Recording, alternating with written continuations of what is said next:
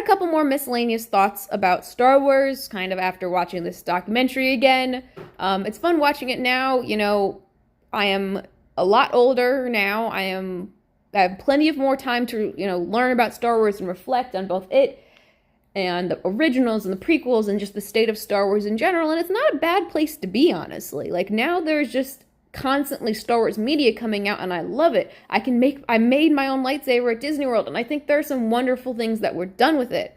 But what I think is even funnier is you watch Empire of Dreams, and you realize that George Lucas is his own Darth Vader, which sounds really bad. At the end, he comments specifically on how he did everything how he did it because he did not want to give in to corporations in movie making. And then he became a corporation, and that's fine. And then he talks a bit about, it's a double-edged sword. He's like become what he didn't want to, what he hated. And then also, he got to make his own stuff, which is great. But nothing's funnier to me than he then sold Lucasfilms to a corporation that's kind of done a lot with it.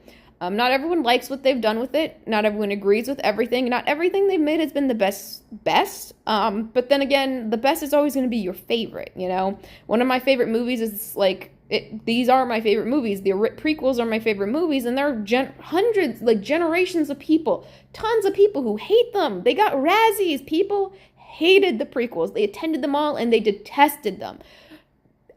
Some of these actors stopped acting because of how people responded to the prequels, but those are my favorite movies, and because Disney's continued to release stuff, even though it's not always the best, I get to see some of my favorite actors play my favorite characters again in a way I'd never expected.